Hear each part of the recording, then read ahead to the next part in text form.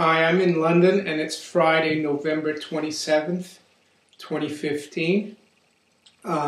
Today I'll be talking about Lindsey Williams, Pastor Lindsey Williams. If some of you don't know about Lindsey Williams, I'll be putting a link below so you can learn more about him.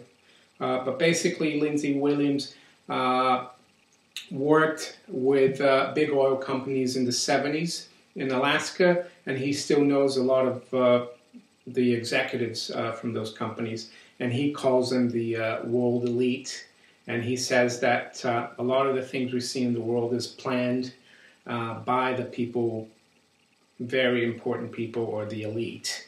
And he's come out with a few DVDs this year, which I've got here.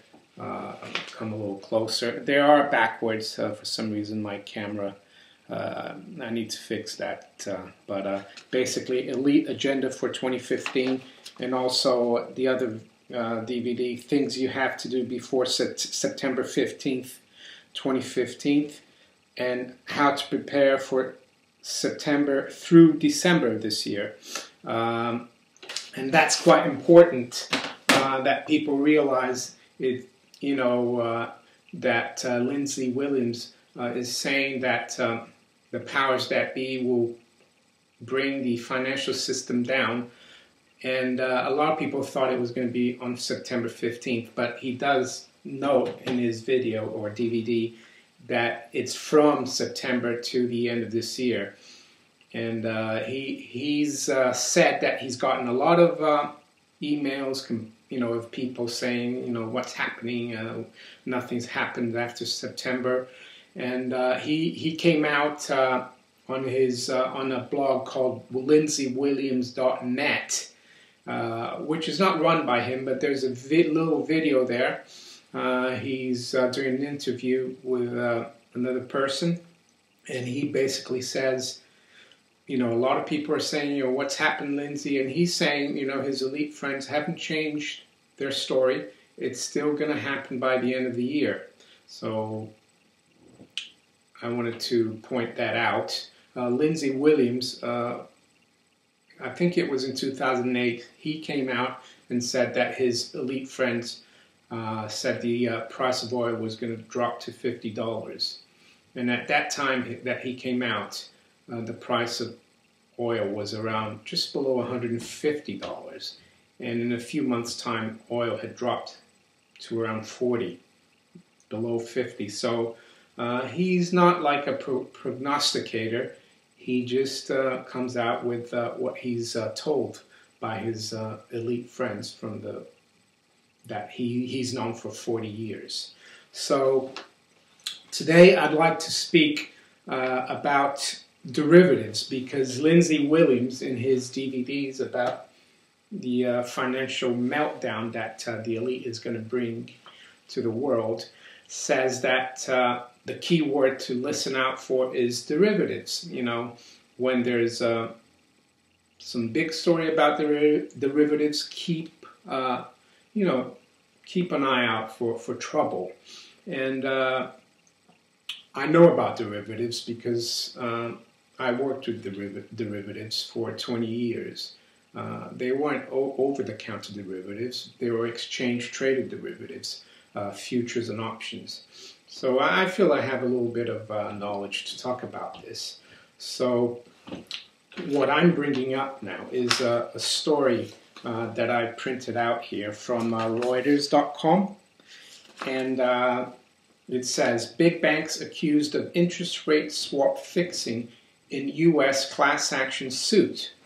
And this class action suit was brought to a New York District Court in Manhattan on Wednesday, the 25th of November. And the class action suit was brought by the Public School Teachers Pension and Retirement Fund of Chicago. And the defendants are the following: Goldman Sachs, Bank of America Merrill Lynch, JP Morgan Chase, Citigroup, Credit Suisse Group, Barclays PLC, BNP Paribas, UBS, Deutsche Bank, and Royal Bank of Scotland, or RBS. And the case says that these defendants colluded to prevent the trading of interest rate swaps on electronic exchanges, or like the ones with stocks, on which stocks are traded. Well, what I can explain this, there's two kinds of derivatives. There's the exchange-traded derivatives, where the contracts are standardized, and you have to put a certain amount of margin to trade those derivatives. And they're publicly, the prices are publicly traded, and the prices are published every day. And the exchange also keeps track of the open interest in these derivatives. So it's very transparent, and it's very easy to see who's doing what. But over-the-counter derivatives, they are traded amongst these banks and other banks, and they're traded over-the-counter. That means, you know, a client will call JP Morgan and ask for a price and an interest rate swap. And the thing about OTC derivatives is that they are not standardized. The banks and the clients can, you know, work out and tailor whatever they want. And the nature of the deals in OTC derivatives are not public. And no one knows exactly the leverage that people take. So it's very opaque. But OTC derivatives, and especially interest rate derivatives, interest rate swaps, are the biggest parts of all derivatives. Exchange-traded derivatives are big, but not as big as OTC derivatives. So this class action lawsuit basically stating that, you know, after 07-08, a lot of the troubles came because of credit default swaps, which is another OTC derivative. And this public school teachers fund from Chicago is arguing that, you know, the banks that trading OTC derivatives, they are, you know, raking billions and billions of dollars that they shouldn't, because they're trading in an opaque, illiquid market.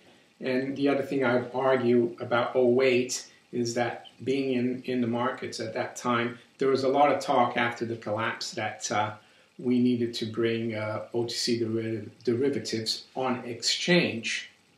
But that has never really taken place. And, you know, there's a lot of talk, oh, we should start interest rate swaps contracts in the CME or Euronext, which is the European Derivatives Exchange, which is a very big one too. But that hasn't really taken place. There are maybe a few contracts for swaps on these exchanges, but they're nowhere as big. And this case is basically arguing that these banks have colluded to stop you know, regulators from implementing this change to transport all derivatives onto exchange. And it's a big problem. I can see why Lindsey says that you need to keep an eye out on derivatives, because after the 08 crisis, the Bank for International Settlements said that there was over 1 quadrillion of derivatives. Yeah, that's 1,000 trillion, 1 quadrillion. And they basically, a year or two later, they came out and said, oh no, there's only 600 trillion now, because we've changed the way we account for those. We are marking them to model. Or they made a technical change whereby, you know, 1.2 quadrillion became 600 trillion. But I would argue that there's a lot more than 1 quadrillion in notional derivatives amount. And a big chunk of those are interest rate swaps and interest rate derivatives. The other day I listened to Catherine Austin Fitz. She was on on with Greg Hunter in an interview, and she has an investment banking background. She worked for Dillon Reed, which became part of UBS, and she said that definitely interest rate swaps are the big elephant in the tea room of derivatives. So the reason I'm talking about this class action is that I think we need to keep an eye out carefully about this case. It hasn't really been talked too much about. I haven't actually seen it on Zero Hedge, I don't think. And it came out on Wednesday, just before Thanksgiving. And maybe that's got something to do with the Fed emergency meeting on Monday. Maybe they knew that this class action lawsuit was going to be brought against these major banks. And I would also say that these major banks are primary dealers for the Federal Reserve. So they deal in government securities for this Federal Reserve. So that's quite a serious, how can I say, situation. What else? So, yeah.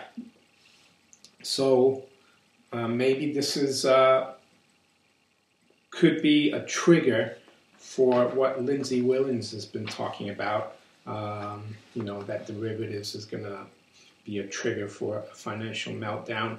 The class action suit, I guess, is quite serious, because if this public school teachers pension retirement fund of Chicago, if they are successful, I guess there's hundreds of other funds that could be compensated, and you have to wonder how that's going to affect all these big banks, and how it's going to affect the over-the-counter derivatives, especially interest rate derivatives.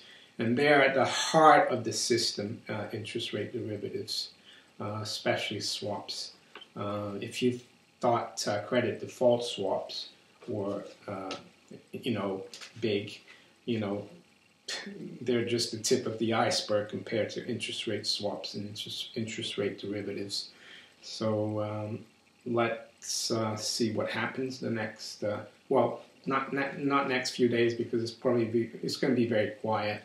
The U.S. markets reopened today, but it's going to be a half day, so we'll probably have to wait until next week to see the repercussions of this story, if there are any. Maybe nothing will come out of it, but I thought it